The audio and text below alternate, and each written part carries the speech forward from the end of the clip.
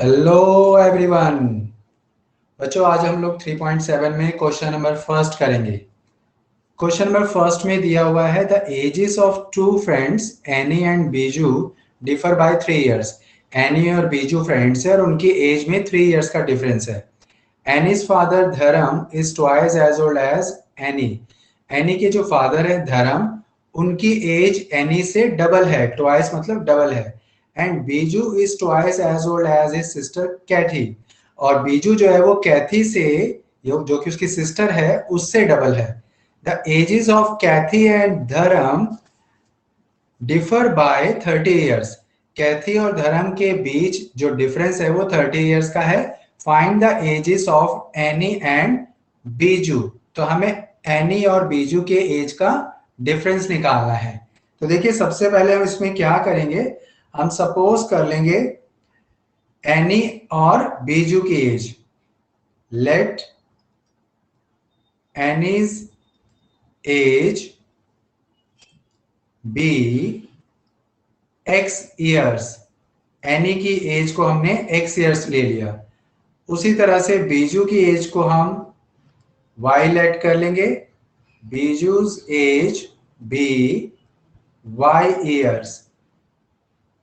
अब हमें ये पता है कि धर्म जो कि एनी के फादर हैं, उनके बारे में हमें ये बताया है कि उनकी एज एनी से ट्वाइस है, यानी कि डबल है। तो एनी की एज एक्स है तो धर्म की एज क्या हो जाएगी, डबल हो जाएगी, यानी कि 2x ईयर्स। उसी तरह से हमें कैथी के बारे में बताया है कि बीजू की एज कैथी से डबल है। तो ध्यान यहां पे ये रखना है कि बीजू की एज डबल है तो ऑब्वियस है कैथी की जो एज है वो बीजू से हाफ होगी। मान लीजिए कि किसी की एज 10 इयर्स है और कोई सेकंड पर्सन उससे डबल है, यानी कि 20 इयर्स का। तो जब सेकंड पर्सन डबल है तो जो फर्स्ट पर्सन है वो क्या है, वो 10 इयर्स का है, यानी कि 20 का हाफ है। तो अगर उसी तरह से बीजू डबल है तो कैथी की एज जो होगी बीजू से क्या होगी, हाफ होगी। तो यहाँ पे जो बीजू की एज y है तो कैथी की एज क्या हो जाएगी, y/2 इयर्स, क्योंकि हाफ हो जाएगी उसकी एज। अब देखिए हमें यहाँ क्वेश्चन में बताया हुआ है कि एनी और बीजू की एज में 3 इयर्स का डिफरेंस है, लेकिन हमें ये नहीं बताया है कि इनमें बड़ा कौन है, एनी या बीजू। तो हम सपोज कर लेते हैं कि अगर फर्स्ट केस में हम ये लेते हैं कि अगर एनी बड़ी है, तो जब एनी बड़ी है तो ऑब्वियस है कि एक्स बड़ा होगा। इसमें से अगर हम बीजू की एज माइनस करें, यानी कि वाई माइनस करें, तो हमारे पास क्या आएगा, 3 आएगा, क्योंकि दोनों में 3 इयर्स का डिफरेंस है। और अगर हम सेकंड केस लें तो सेकंड केस में हमें दिया हुआ है, सेकंड केस में हम ये ले लेंगे कि बीजू अगर बड़ा होता है, तो जब बीजू बड़ा होगा तो यहाँ पे ऑब्वियस है कि y बड़ा होगा। तो y में से अगर x माइनस करें तो क्या आएगा, 3 आएगा। तो अगर एनी बड़ी है तो x बड़ा होगा तो x minus y is equal to 3 लेंगे, जो कि केस 1 में लिया है। और अगर बीजू बड़ा होगा तो y माइनस एक्स लेंगे इज इक्वल टू 3, जो कि केस 2 में लिया है, क्योंकि बीजू बड़ा है इसलिए y को हमने पहले लिखा है। अब इसके अलावा हमें यह भी बताया है कि धर्म और कैथी की एज में 30 इयर्स का डिफरेंस है। ऑब्वियस है कि धर्म जो है वो बड़ा होगा, क्योंकि धर्म एनी के फादर हैं और कैथी, और एनी और बीजू के बीच में 3 इयर्स का डिफरेंस है, जबकि कैथी बीजू की एज का हाफ है। तो कैथी तो सबसे छोटी हो गई, तो ऑब्वियस है कि धर्म बड़े होंगे।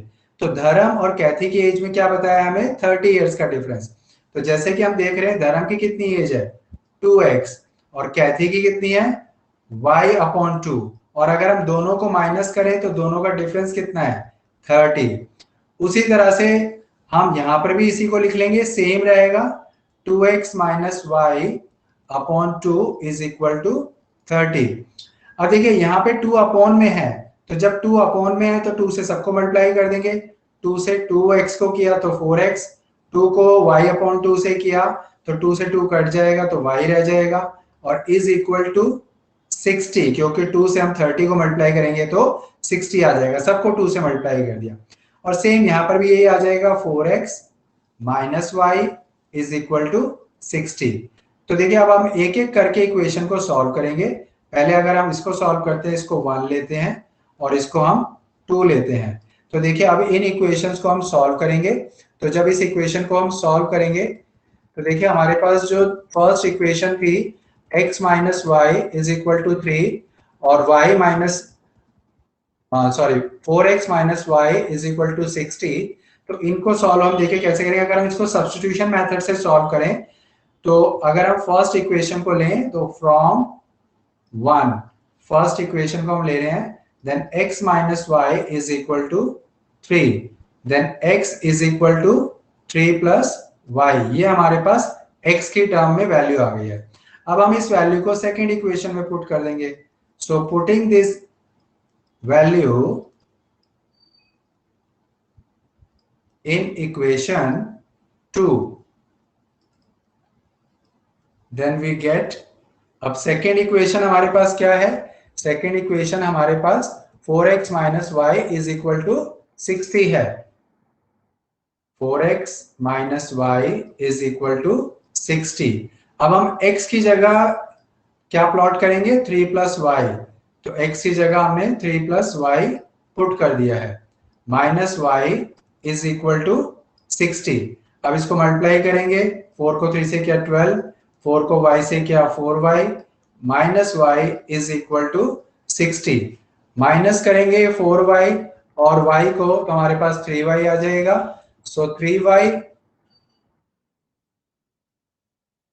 Is equal to 60 minus 12, 12 right hand side जाके माइनस हो जाएगा। Then 3y is equal to 48, then y is equal to 48 upon 3 is equal to 16। ये हमारे पास y की वैल्यू आ गई है। अब हम x की वैल्यू निकालेंगे तो x हमारे पास क्या है, 3 प्लस वाई।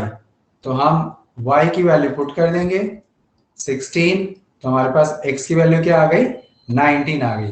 तो इस तरह से हमने जो फर्स्ट केस में इक्वेशन थी उसको सॉल्व कर लिया है। अब इसी तरह से हम सेकेंड केस की इक्वेशंस को भी सॉल्व करेंगे। तो इसको हम जो ले लेंगे, इसको हम 3 और 4 ले लेंगे। तो इसको 3 लेट कर लेते हैं और इसको हम 4 लेट कर लेते हैं। ठीक है, अब देखिए यहां पर स्टार्टिंग वो सब्स्टिट्यूशन मेथड से करेंगे फ्रॉम 3। तो थर्ड इक्वेशन आपके पास क्या है, y minus x is equal to 3, then y is equal to 3 plus x. ये हमारे पास y की टर्म आ गई है। अब हम इसको पुट कर देंगे इक्वेशन 4 में। तो putting this value in equation 4 then we get, अब हमारे पास फोर्थ इक्वेशन जो है वो है हमारे पास 4x minus y is equal to 60। इसको हम सेकेंड इक्वेशन रख लेते हैं क्योंकि ऑलरेडी हम इसे 2 लेट कर चुके हैं। अगर आप देखें जो फर्स्ट केस में किया था तो उसका वही नंबर हमें रखना होगा। तो हम यहाँ पे 4x minus y is equal to 60, और जैसे कि मैंने बताया ये सेकेंड है तो यहाँ पे 2 ही आएगा, सेकेंड इक्वेशन में पुट कर रहे हैं। तो देखिए यहाँ पे 4x माइनस, अब y की जगह हम क्या पुट करेंगे, 3 plus x is equal to 60, क्योंकि y की जो वैल्यू आई है 3 प्लस एक्स आई है। ब्रैकेट ओपन करेंगे तो साइन चेंज हो जाएंगे, -3 minus x is equal to 60। अब आप देखिए 4x माइनस एक्स, इसको माइनस कर देंगे तो 4x माइनस एक्स करेंगे तो हमारे पास क्या आ जाएगा, 3x इज इक्वल टू 60, 3 इधर आके प्लस में हो जाएगा, then 3x is equal to 63, then x is equal to 63 upon में 3, और इसे सॉल्व करेंगे तो 21 आ जाएगा। अब हमारे पास y की value y is equal to 3 plus x है, तो इसकी वैल्यू जब निकालेंगे तो 3 प्लस 21 रखेंगे, और ऑब्वियस है इसको प्लस करके क्या आ जाएगा हमारे पास 24 आ जाएगा। ठीक है, अब हमारे पास देखिए x की वैल्यू 21 और y की वैल्यू 24 आ गई है। लेकिन हम देख रहे हैं कि हमारे पास 2 एज आ गई है। पहले तो ये देखिए यहाँ पर हमारे पास जो एज आई है वो 16 और 90 आई है। तो पहले हम एनी की एज लिखेंगे। एनी एज जो फर्स्ट केस की बात करें तो वो 16 ईयर्स थी, और बीजू की एज की बात करें तो वो हमारे पास y की वैल्यू सॉरी एनी की एज 19 ईयर्स होगी, क्योंकि x की वैल्यू 19 आई है, और बीजू की एज हमारे पास y थी जिसकी वैल्यू 16 आई है, तो बीजू की एज 16 ईयर्स होगी। ये फर्स्ट केस में था। उसी तरह से सेकंड केस की भी एज लिखनी होगी। तो एनी एज, जो कि x की वैल्यू यहाँ पे 21 है, तो 21 ईयर्स है। और बीजू की एज की बात करें तो बीजू की एज हमारे पास y थी, जो कि 24 ईयर्स थी। अब देखिए दो केस है तो दो आंसर आएंगे। फर्स्ट केस में क्या हो गया था कि एनी की एज बड़ी ले ली थी, तो एनी 19 की, तो बीजू 16 आ गया। और सेकंड केस में हमने क्या ले लिया, बीजू को बड़ा ले लिया, तो बीजू की एज 24 आ गई और एनी की एज 21 आ गई। इस तरह से ये हमारा फाइनल आंसर आ गया है। आई होप सो कि आपको क्वेश्चन समझ में आया होगा। अगर आप लोगों को कोई डाउट हो तो प्लीज कमेंट बॉक्स में लिखिए, ताकि मैं उस कमेंट का आपको रिप्लाई कर सकूं। आगे हम सेकंड क्वेश्चन नेक्स्ट एक्सरसाइज में करेंगे, नेक्स्ट वीडियो में करेंगे। Thank you, bye bye.